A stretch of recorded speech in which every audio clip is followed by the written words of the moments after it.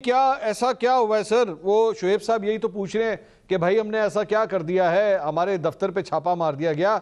एक सियासी जमात है पाकिस्तान तहरीक इंसाफ, बड़े उन्होंने वोट लिए हैं सर 2024 के इलेक्शन में, उनके दफ्तर पे छापा मार देना ये कोई छोटी चीज़ तो नहीं है। उनका बंदा भी गायब है और अब उनके सेक्रेटरी ताज भी उठाए गए।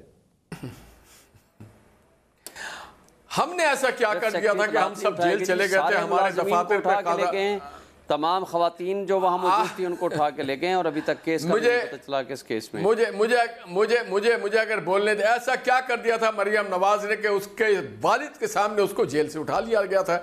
ऐसा क्या कर दिया था हमजा ने कि उसके घर के आगे आकर के हमलावर हुए और वो बड़ी बड़ी ताने सुना रहे?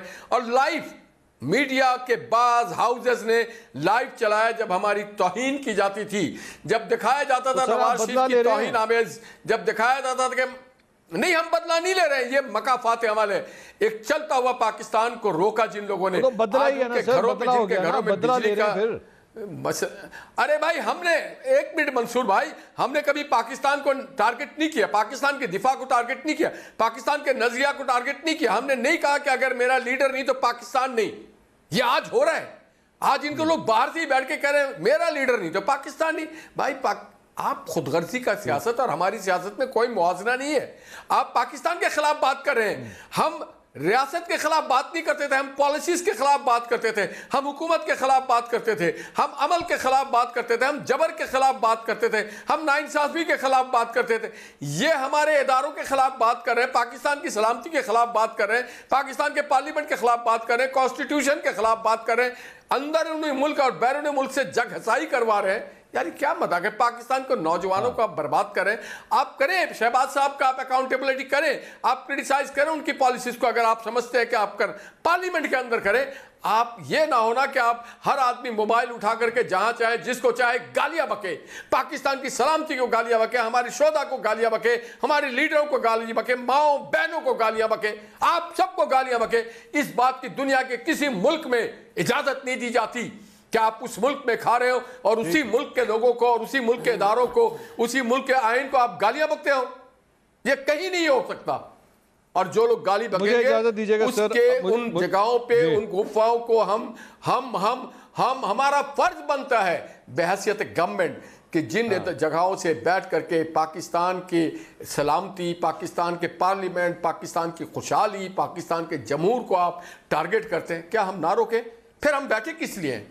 देखिए हम पाकिस्तान के रियासत के कस्टोडियन है और हमारा फर्ज है कि लोगों की जान और माल की हिफाजत, इज्जत और आबरू की हिफाजत की जाए।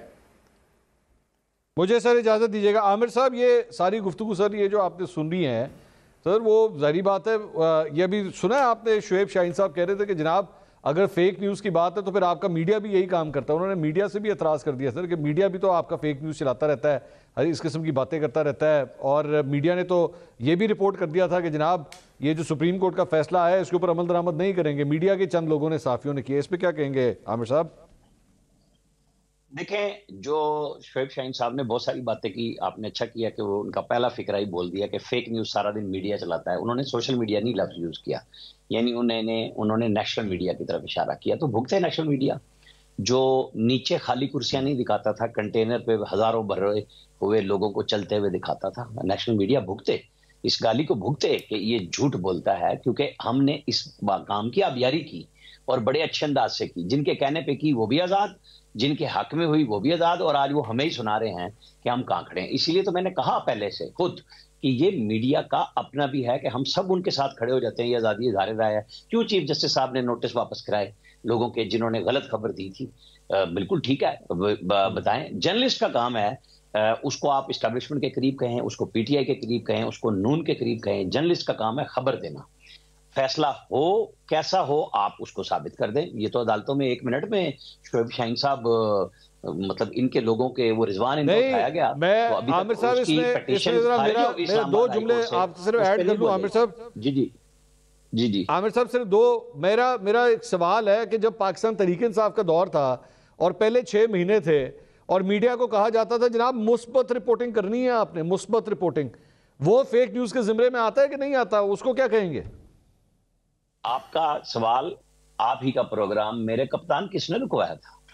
कौन प्रेशर डालता था कि ये लफ्ज नहीं बोलना आपने? आप और मैं जानते हैं ना ये ऐसी कोई कहानी नहीं है, हर दौर की कहानी है। ये लगता है किसी को, हम कहते थे, बड़े बरमला कहते थे कि 14 मई को इलेक्शन कराओ, सुप्रीम कोर्ट भी यही है, हम भी यही हैं, आप भी यही हैं। तो सुप्रीम कोर्ट ने 27 सफ़ों में किसको सजा दी? ये मेरा और आपका कसूर है कि 27 लाख लोग आज भी इंसाफ के मुतलाशी हैं और हम सिर्फ सियासी केसेस सुनते हैं। भाई आपने सुनने हैं ना, तमाम हाई कोर्ट्स बड़े अदब से सुप्रीम कोर्ट शाम को केसेस लगाएं, 1:30 बजे के बाद इनके केसेस सुने, बिल्कुल प्रायोरिटी पे आईनी सियासी मामला तय करें, जरा मेहनत करें ना, छुट्टियां क्यों करते हैं?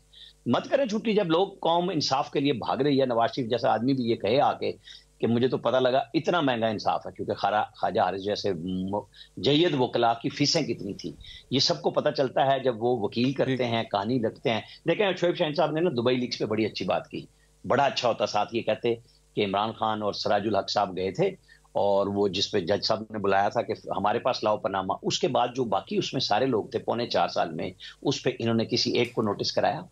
जहां नैब और सारे इदारे इमरान खान साहब के इशारे पे भागते थे, कोई एक नोटिस पनामा पे किसी को कराया? तो मैं भी मान जाऊंगा कि ये शोएब शाहीन साहब असूली बात कर रहे हैं। ये उस वक्त भी ये बात करते थे, इनकी पार्टी बात करती थी, अब फौरन ये भी कह देंगे कि मैं तो पार्टी में बाद में आया। इशू ये है कि जिसकी नुमाइंदगी कर रहे हैं, क्या उन्होंने भी बात की जो इक्तदार के बेनिफिशियरी थे उस सारे के? हमारे यहाँ मसला ये है, मैं इनके वो चीजें देख रहा था, एक सेकंड, सुप्रीम कोर्ट के ऊपर बात हुई है ना, ठीक बात है ना, अगर लोग कह रहे हैं तो भाई आप अमल दरामद करा लें। ये जो 187 में मुकम्मल इंसाफ सिर्फ पीटीआई को दिया गया, अतर मिनल्ला साहब की बात उठा लेना, वो कहते थे 2018 में मुस्लिम लीग ने उनके साथ हुआ।